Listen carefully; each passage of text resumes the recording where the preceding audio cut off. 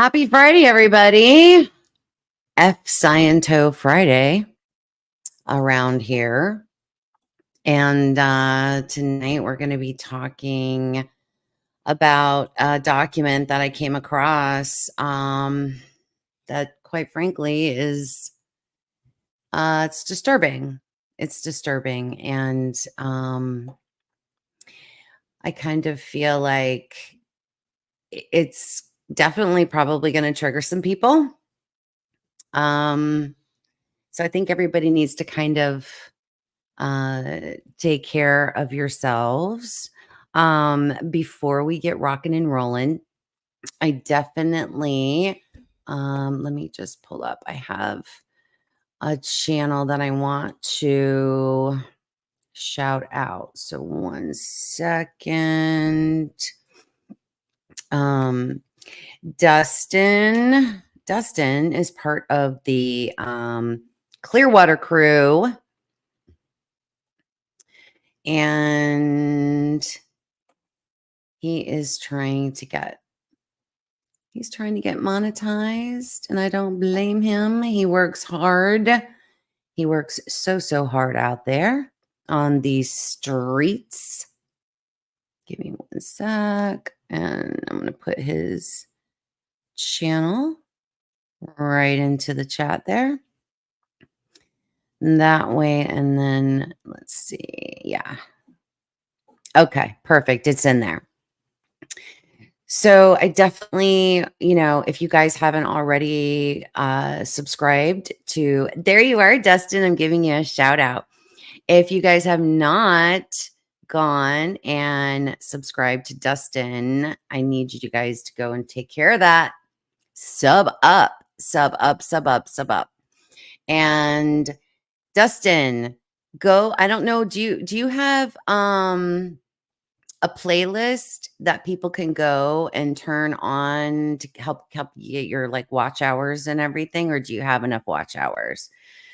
With all the auditing you do, you may have all your watch hours already, but if you don't, create a playlist, and that way people can go to your channel and then go and loop all of your playlists, and they can just have it playing in the background and help you get your watch hours. So tonight, so tonight's going to be a little heavy on the sensitive subject matter. Of course, anytime, Dustin, anytime. I know how hard you work out there in cold water, and I want to see you succeed, my friend, so badly. I want to see you succeed. Hey, Jane. Hi, how are you?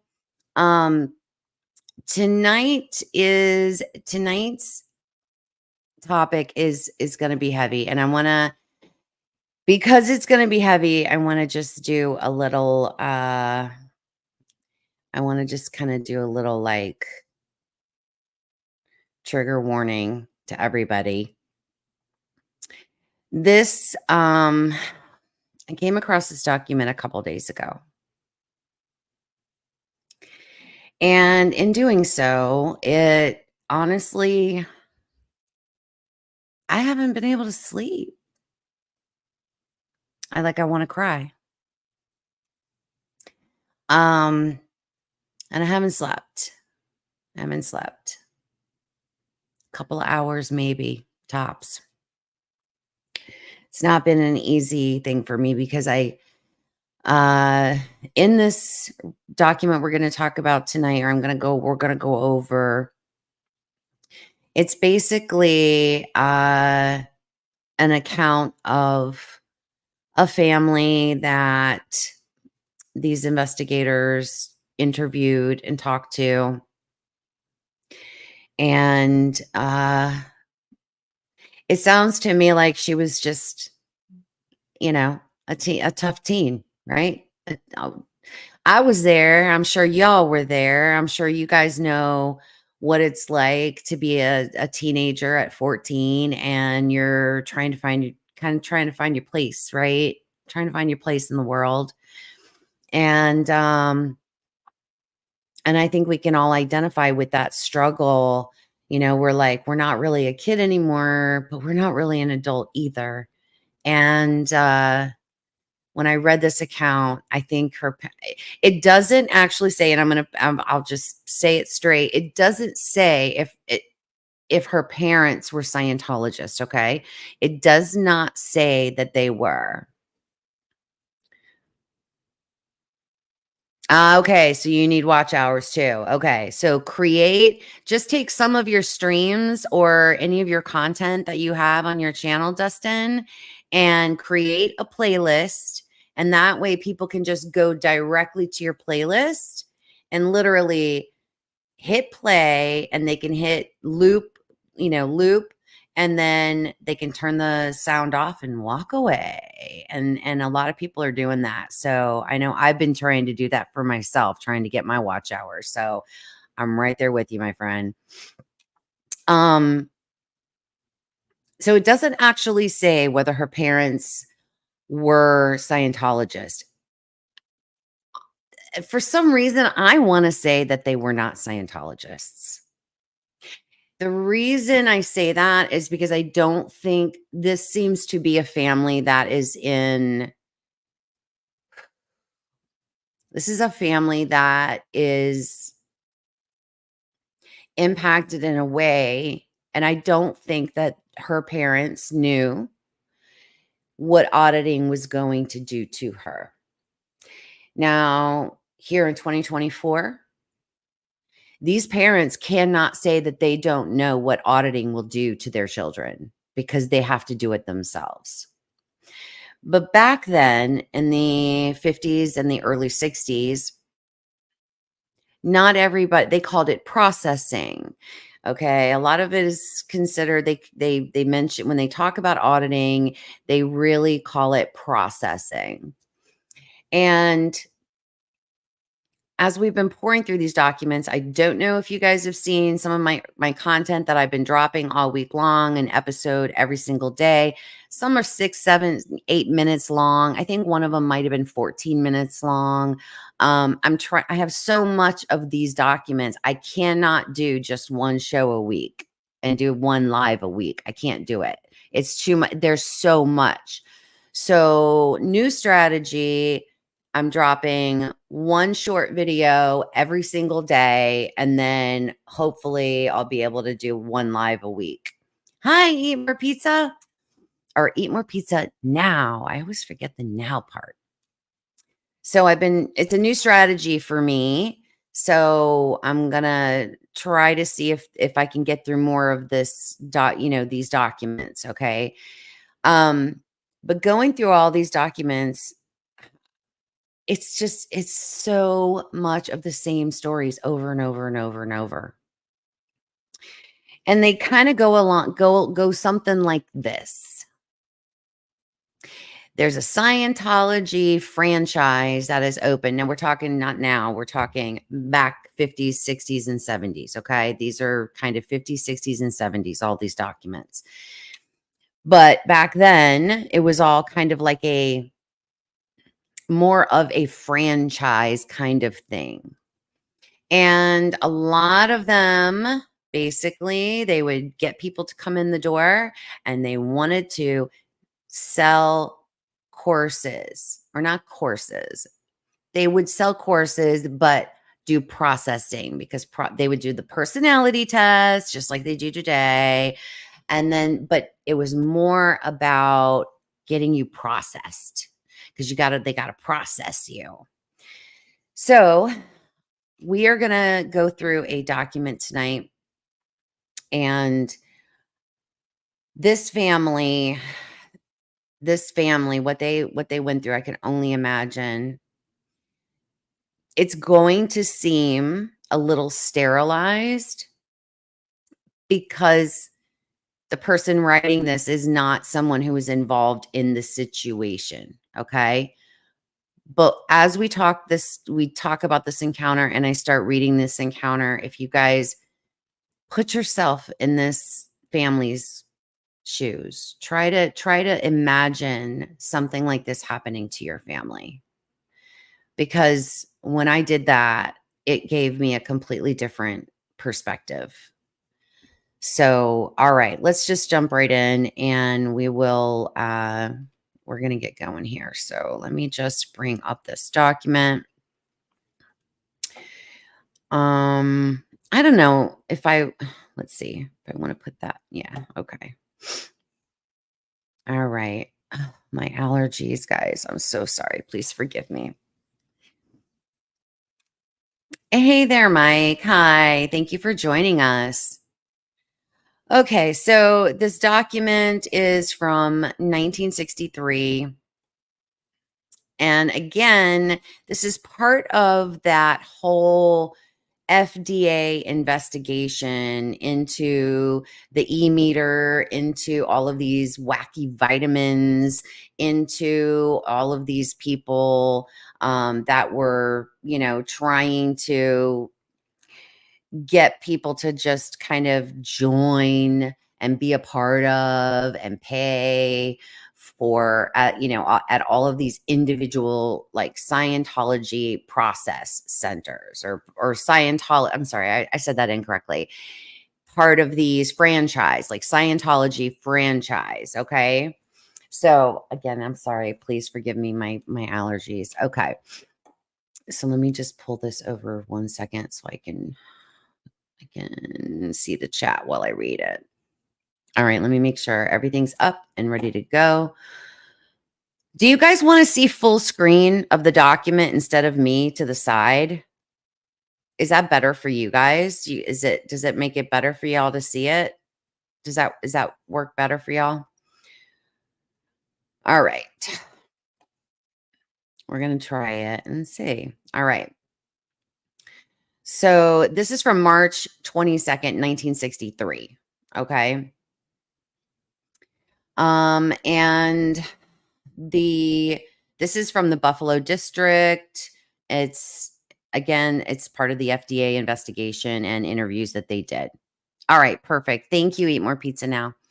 All right, so we're just gonna start. Bring my mic over a little bit.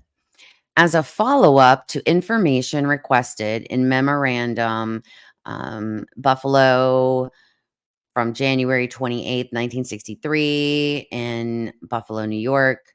Inspector Frederick Narrow of Buffalo District visited the home of Mr. Neil Brown.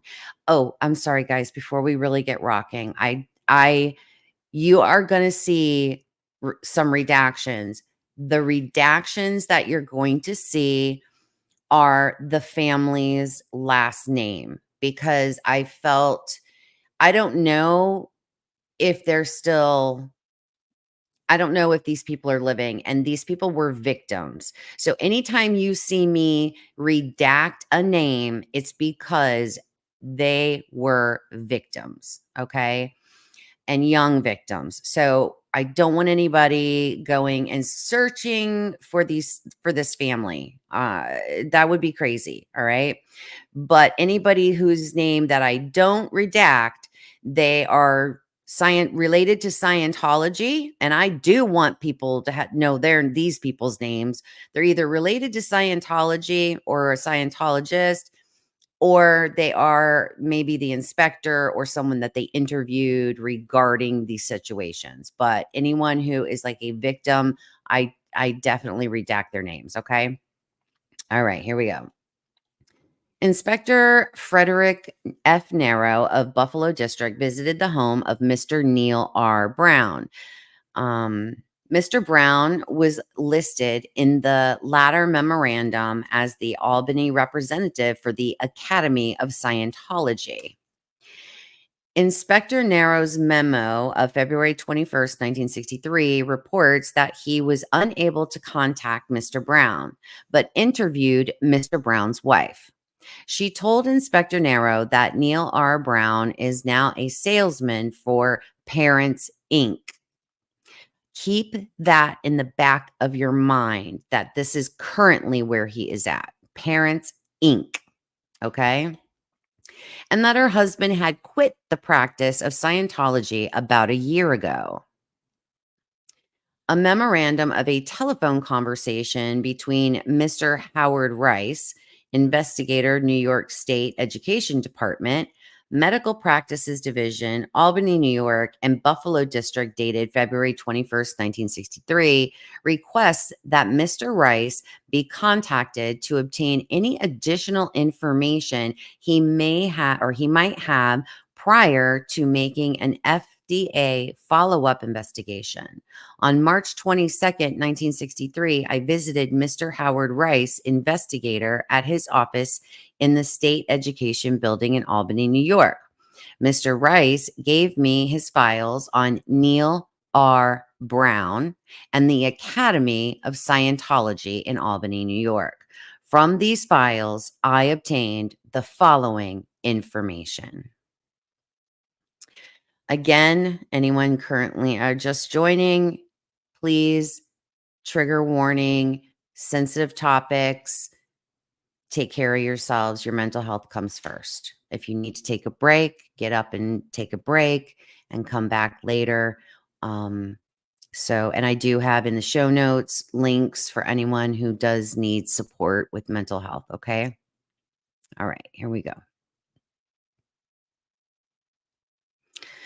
A newspaper article dated September 29th, 1958, from Albany Knickerbocker News, written by Evans Richards, described the Academy of Scientology as a school for teaching people to communicate with one another. It mentions that Mr. Neil R. Brown of Albany, New York, runs the school, and casts some detrimental remarks about its authenticity. On the basis of this newspaper article, Mr. Rice visited Brown and obtained little information. Mr. Brown eventually sent a letter to Mr. Rice dated November 10th, 1958, on the Academy of Scientology letterhead and in a printed Scientology Center envelope. This envelope is attached as exhibit number 1. The letter states that the purpose of the Academy of Scientology is to determine purpose of the Academy of Scientology is to disseminate information on Scientology. It describes Scientology as a science apart from psychology and psychiatry. It also stated that Mr. L. Ron Hubbard founded the Academy, as well as the science of Dianetics. It states that Mr. Hubbard was educated at George Washington University, Princeton University, and Mr. Hubbard trains people in Scientology in Washington, D.C. Mr. Brown states that he was certified by Hubbard on June 19th, 1956, and has the complete requirements of a Doctor of Scientology degree. He states that he has received his training in Washington, D.C. at the Academy of Scientology, one of the many schools of Scientology in this country. Here we go. Here's the hard part. In a memo from Howard Rice, A.J. Bardo Jr., dated March 1st, 1962, Mr. Rice reports that he contacted Dr. Frederick Morgenstern of Albany, New York, regarding a complaint received from an R.W. Whalen, a Dr. R.W. Whalen of the Albany City Health Department. Dr. Morgenstern had reported a case of a person being treated by Neil R. Brown of the Academy of Scientology to Dr. Whalen of the Albany City Health Department, who referred the complaint to Mr. Rice. As a result of the interview with Dr. Morgenstern, Mr. Rice visited a Reverend Paul Mills, chaplain of the Albany Medical Center Hospital, and obtained the following information. Jane, age 14, of New York, had been treated by Neil R. Brown, and her parents were complaining of an exorbitant fee charged by Brown.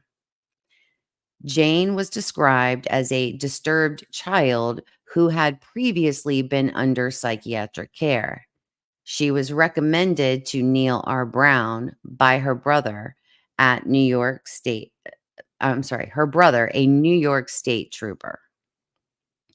On February 19th, 1962, Mr. Rice interviewed Anna and her husband Walter at Reverend Mill's office in the Albany Medical Center. The parents did not want Jane to become a part of the court action or have her testify in court. They reported that their daughter has not, I'm sorry, they reported that their daughter has not confided in them regarding the treatment Brown was giving her, but she appeared to be improving mentally.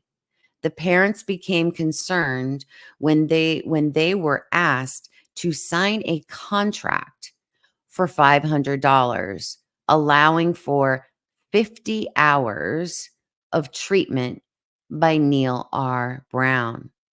A copy of this contract is enclosed as exhibit number 2. The parents ultimately refused to sign the contract, and their daughter did not receive further treatments. Mr. Rice reports that the girl is currently under psychiatric care and that she may have been harmed by the treatment received from Brown. He said he thought that Jane was currently under the care of Dr. Morgenstern in Albany, New York. As a result of the complaint regarding Jane, the Medical Practices Division assigned Florence Adler to investigate the case. She was supposed to visit Brown as a patient and obtain information. In a memo dated March 27, 1962, Miss Adler reports that she visited Brown on March 22nd, 62, and was immediately asked for $1,000 in payment for treatment on a contract basis. She did not sign the contract. Mr. Brown was located at such and such Mercer Street at this time. On February 28th, 1962, she again visited the Academy of Scientology and contacted Mrs. Neil R. Brown. Mrs. Brown gave her 100 questions, which she called a personality analysis. Miss Adler made a future appointment. On March 29th, 1962, Miss Adler again visited the premises and was charged $15 for another questionnaire containing approximately 105 questions. Mr. Brown called this a tone test questionnaire. On April 9th, 1962, Miss Adler again contacted Mr. Brown, at which time he asked her to sign a $1,000 contract. She did not sign. Mr. Rice gave me the following list of names, which appear to be patients of Neil R. Brown. Mr. Rice said that these names were obtained surreptitiously at the time of one of his visits to Brown. He said these patients were marked down as visiting 2 times per week. As I said, I have redacted them. The following is a list of physicians under whose care Jane was being treated prior to her visits to Neil R. Brown. And again, Jane is the 14-year-old girl. Dr. Anna Perkins between 1960 and 61. Dr. Glazer saw Jane in the Albany Medical Center Hospital twice.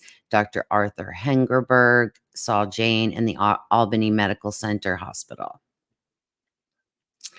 Dr. Nathan Frodick saw Jane in the Albany Medical General or Center Hospital. Dr. Frederick Morgenstern saw Jane in the Albany Medical Center Hospital after treatment by Brown. She is currently under his care. Dr. Morgenstern is a psychiatrist. Mr. Rice said that the state education department was interested in taking legal action against Neil R. Brown for the illegal practice of psychology. However, he said that the lack of cooperation of the family of Jane's family in allowing Jane to testify does not give him a very strong case. He asked that he be notified of the results of any visit we might make to the Brown premises, now located at Everett Road, West Albany, New York. He said if we could ascertain from him that Brown was still treating people, his office might consider taking action in view of the the $1,000 contract required. I told him we would let him know of anything which might be useful to his investigation. He said that the status of his investigation is now halted pending a follow-up investigation and the adjudication of the seizure of the Hubbard e-meter, which took place in Washington, D.C. A pamphlet called Scientology Information Booklet, that branch of psychology which treats of human ability, copyright 1956 by L. Ron Hubbard, stamped on the last page. Neil R. Brown, official representative of the Hubbard Association of Scientologists International, was obtained by Mr. Rice from Dr. Morgenstern. This pamphlet was originally given to Jane. Exhibit number 3 is a copy of the order sheet for other publications distributed by the Distribution Center, Inc. Mr. Rice also informed me that Neil R. Brown was a graduate of the Malign School, Albany, New York, and that he was approximately 28 years old. Okay, so currently we've got a 28-year-old guy who's having 50 hours of private time with a 14-year-old child for $500.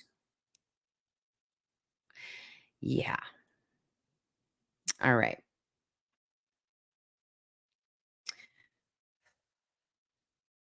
I will make a follow-up visit to the Malign School to obtain any information concerning Mr. Brown's education and visit the Department of Correction of the state of New York to determine if Mr. Brown has a criminal record. I will also visit the home of Neil R. Brown and obtain information pertaining to his past and present connection with the Academy of Scientology.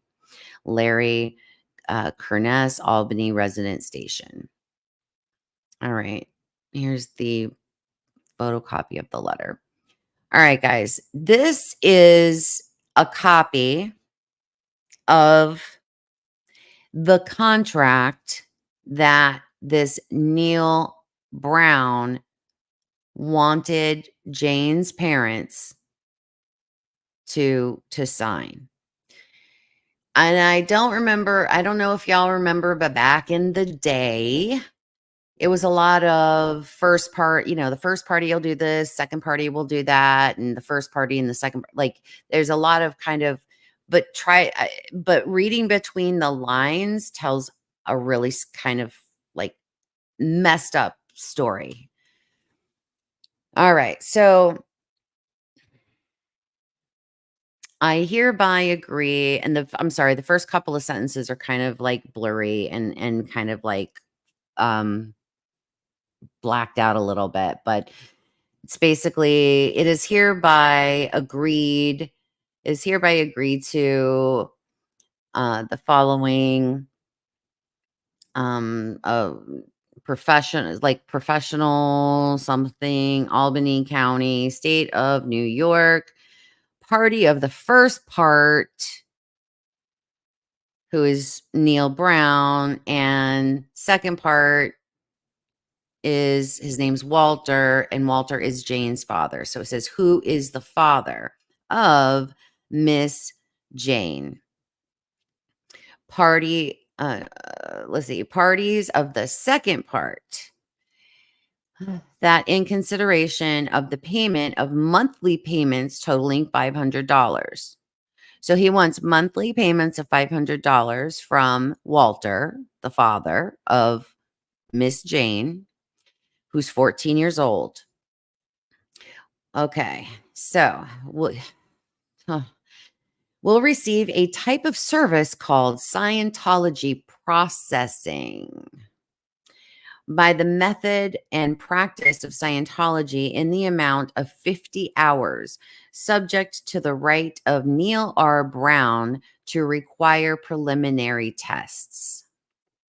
It is further understood and agreed by all of the parties hereto that the following policies shall govern the terms of this contract with no exceptions, and that failure on the part of the party or parties of the second part to comply with these to comply with these policies will result in the immediate cancellation and termination of this contract, with the understanding that the amount of money mentioned above shall be paid in full to the party of the first part, and that the party or parties of the second part shall assume full responsibility for the non-completion of this contract.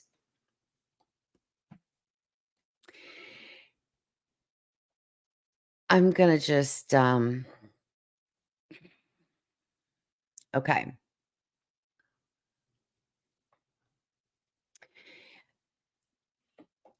As we as I started going through this contract,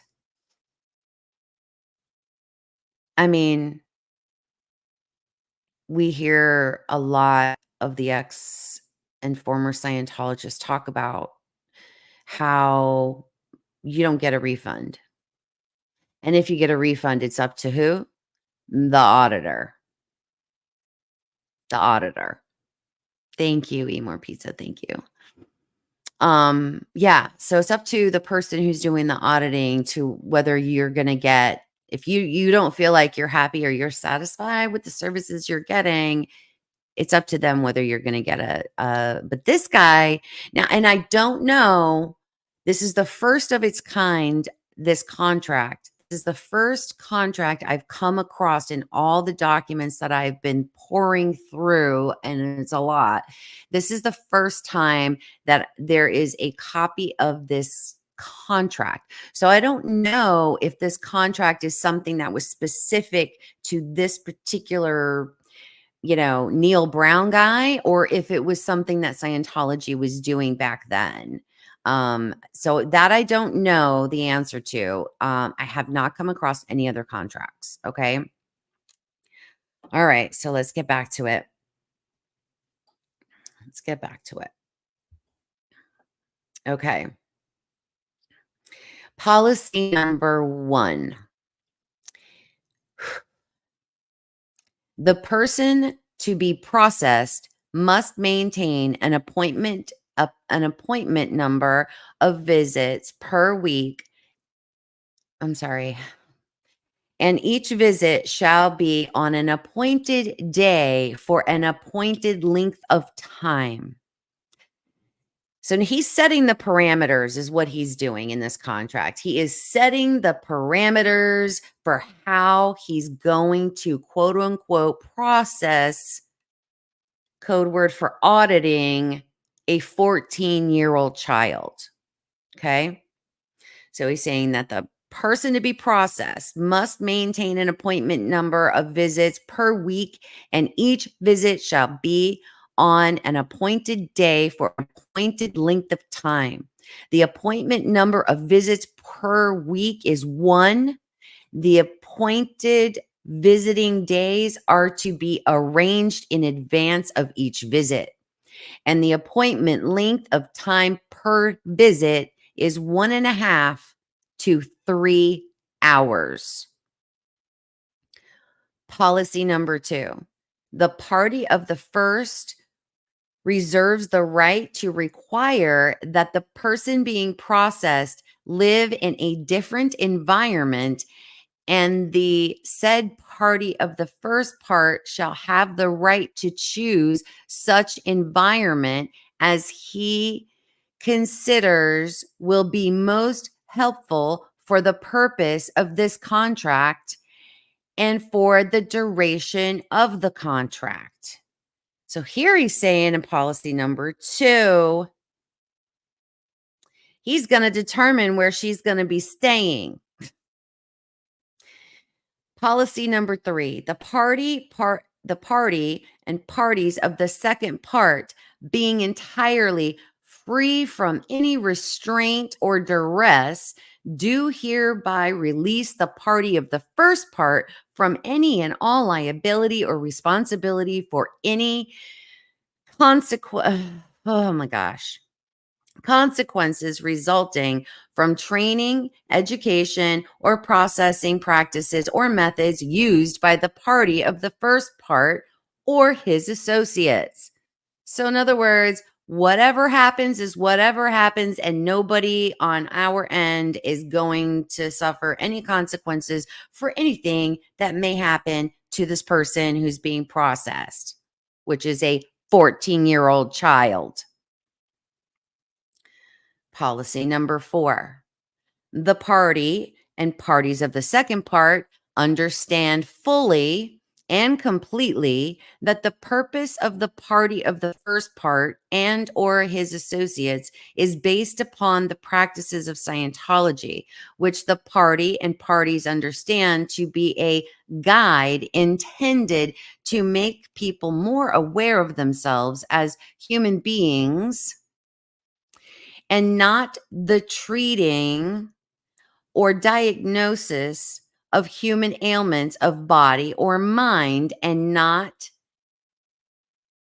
the teaching of medical arts and sciences, and not the granting of scholastic degrees or furnishing accreditation toward and acquired of college, university, or other scholastic degrees. So basically, if I'm understanding this correctly, I'm not an attorney, but if I'm understanding this correctly, I mean, he's pretty much put in this contract. Policy number 4 is more along the lines of, hey, FYI, none of this has to do with school. It's got nothing to do with the college, got nothing to do with any accreditation. You're not going to get a scholastic degree or anything like that. So, even though it's called the Scientology Academy, don't think you're coming here for an education. If I'm understanding this correctly, that's what I'm reading.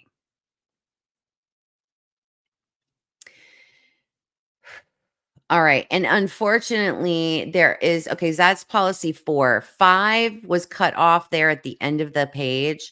6 is missing. So we'll pick it up at 7. The party or the parties of the second part.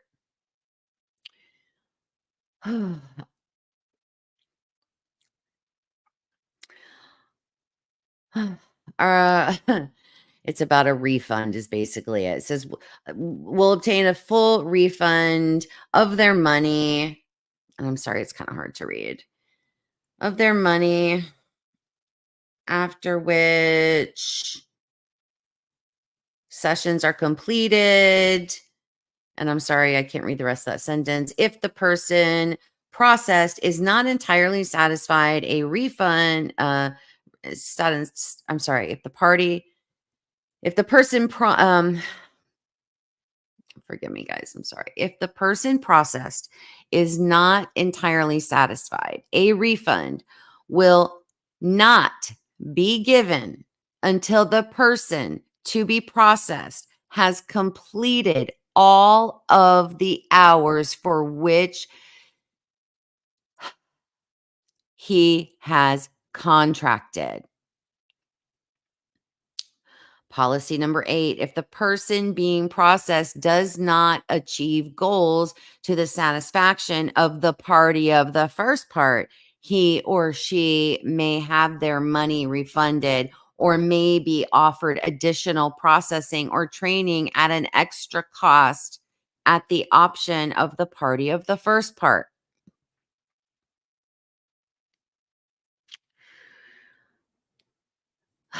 And of course,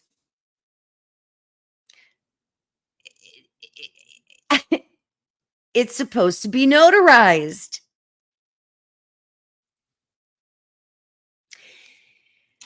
So I find that pretty hilarious. They want it notarized to make it all, legal. And then this is their course, like these courses that they have here. Um, all of these books and pamphlets and all of this and that.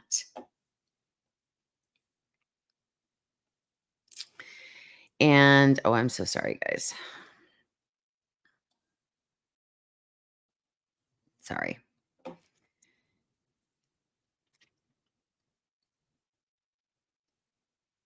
There's this whole thing that uh, is so sinister about this encounter because they are, it's just,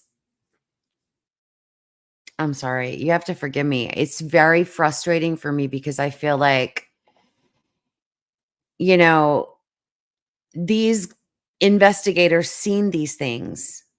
They seen it. These investigators they seen all of it.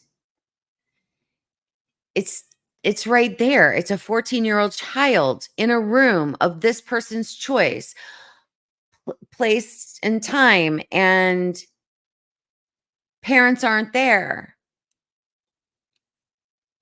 And it's very frustrating that these people didn't do a little bit more diligence in getting, more out of this and doing something about this guy. And remember at the beginning where it talked about that they didn't get a hold of him, but they talked to the wife, and then he's not in Scientology anymore, but he works for a company called Parents Inc.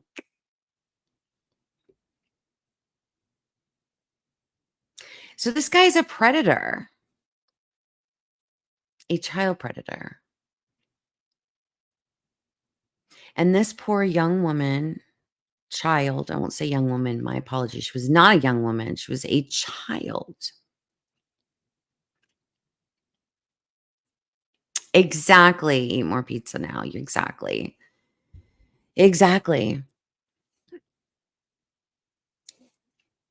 I know that there is, and let me see if I can find it because there was another section. There was like another section that I came across where there was another report. Okay, this is not it. Let's see, that's not it. Where did I come across it? I will find it, and if I do find it, guys, I'll put it in. I will make it a short, one of the shorter episodes, the pre-recorded. I'll find it. But there is another document that talks about it's another investigation on someone else, and they make like this kind of like obscure, not obscure reference, but a reference to this situation where they contact the family, they contacted the parents and they wanted the girl to come and testify or give an affidavit or a statement. And the parents said no. Parents said, "No, we're not doing that. We don't want her testifying. We don't want her on the stand. She hasn't even completely told us what happened to her in that room." Um, and the investigator just kind of says, kind of flippantly, a little bit like, "Oh, they're not going to be a good witness because they don't want her on the stand." And I'm like, so nobody was advocating for her. Yeah, granted, her parents protected her. Granted, her parents ultimately, in the end, protected her. But I think more could have been done in this particular situation. I really do. Um, so we're gonna kind of leave it there. I do have some, just so y'all know, my upcoming recordings that I'll be recording over this weekend. A couple of them are going to deal with some people that, stories of a couple of people self-deletions. There are going to be a story of what was the other one? It was in 1966 of a 15-year-old boy. Okay. We're going to talk about his audit. We're going to, I also found and came across, there was a Scientologist who actually was murdered. He was murdered because the man that murdered him and took his life was another husband that his wife left him because of Scientology. So we're going to talk about that case. I'm also I came across a letter from L. Ron Hubbard Jr. They called him Nibs. I found a letter that he wrote to the government saying, hey, I know all about Scientology. I can give you the ins, the outs. I can tell you how it operates. I can tell you how it works. L. Ron Hubbard is my father. I can tell you, and he's just spilling the beans to the government. And I can help you understand all of it. L. Ron Hubbard's son talking about the abuses of Scientology and how it operates. What a maniac his father was.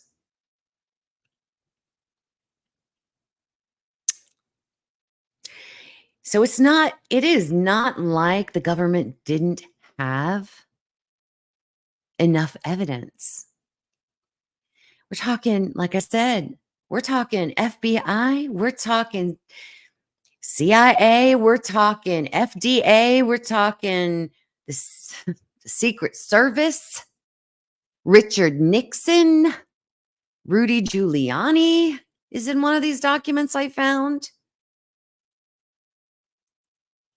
Big names, even to this day, big names. JFK. It is not like our government did not know what Scientology was or L. Ron Hubbard. I came across L. Ron Hubbard's complete list of his military experience. I even found his grades when he went to school at George Washington University. And by the way, he wasn't a great scholar. Hate to break it to you, all you Scientologists out there. This guy was not that smart. Okay. Yeah. Plausible deniability. That's right. But they've known for years. They've known. As a matter of fact, I even came across another document where they arrested Hubbard in I think it's 1952. It's an early document. They actually arrested him at one point. He got arrested. Yeah. Hmm. I have found so many documents, and I can't wait to share them with you guys. Like I said, I'm gonna be pre-recording them, editing out all of my flub ups when I miss a word and stuff for you guys. You guys don't have to suffer through it. And that way you guys can just quickly go through them all because there's too much here for me to try to do one show a week. So there's so many documents that are out there. And I can't believe more people aren't interested in seeing them and hearing about them because they're there. They're out there. It's easy. They're easy to find. They really are. Um, and then I also still, I'm going to do a pre-record on, um, thank you, Jane. Thank you so much. I really appreciate you. I'm gonna do a show on, the medical board, actually. The medical board that went after Scientology for opening up an illegal medical school and just handing people, "Oh, okay, you're a doctor, Doctor so and so of Scientology. Go on, go start your franchise over wherever it is you were at." And then I have a story. And I'd be straight with you guys. I have not put this story out because I know I talked about Pearl Harlan, but Pearl Harlan was such a hero. And the reason I haven't put her story out there for you guys yet is because I'm gonna be honest with you. I just keep every single file I go through, I keep finding her name being referenced again here with more information.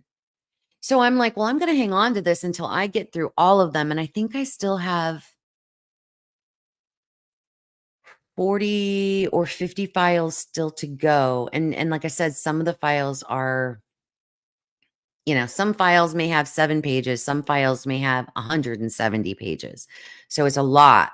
So I'm trying because I want to she was such a freaking rock star trying to sound the alarm. I want her story to be really big. And I want to, and then I found a predator that is going to also be a whole other thing because this guy was such a predator. And same thing with him. I haven't been able to put his file to bed yet and get ready for a show on him because I keep finding more shit on him. This guy got around. Yes. Yeah.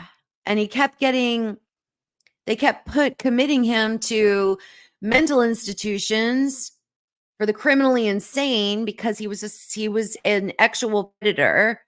All right. He was a PDF file. And then they would let this guy out for they'd give him a little day pass and the guy would skip town. And then he'd go start Scientology and do some Scientology and mess up some kids over here. Then he'd get arrested and he'd get caught and they'd send him back and he'd get out on furlough again and grape a whole bunch of kids. This went on for years. I have his arrest record. I have his fingerprints. Yes, it's bad. This guy kept going. He didn't stop. All under the guise of Scientology. Because he took a 6-week course. Yeah. And then he hurt a bunch of kids for years. So there's so much shit. I can't even get to all of it, guys. I can't. I kid you not. It's insanity.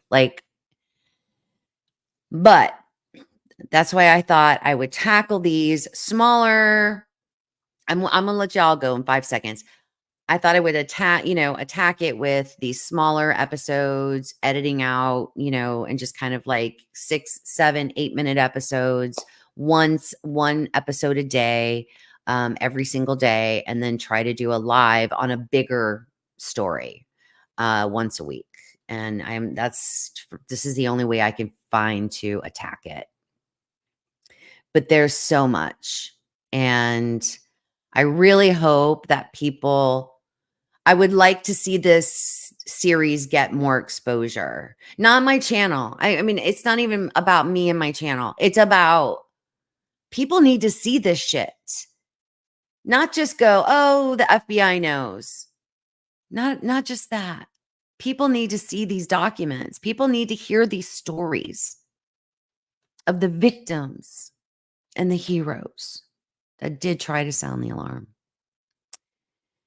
But thank you guys for hanging in there with me. It has been an hour that went really, really fast. Thank you guys for being here. And please remember to spread love and kindness wherever you go. And with that, I'm sorry, guys. I'm sorry. I just get so frustrated with all of it. There's so much that I've seen and read. And it's, I want to get more exposure to these stories. And I don't know if I have to start begging and pleading other ex-Scientologists to kind of give some of this a chance, some of this content a chance. It's not even about me, but give it a chance. Maybe I should send them a few episodes, short ones, so that they can take a look at them and see the point I'm trying to make and what I'm trying to do. But we'll see. But thank you guys for being here. You guys are fabulous. If you're catching it, on the replay, please, like and share this content out. It's important. It's so important to know the history. It really tells us where we are today in 2024. So thank you guys for being here. Love and blessings. And I will catch you on the next one. Spread love and kindness wherever you go. All right. Good night, guys.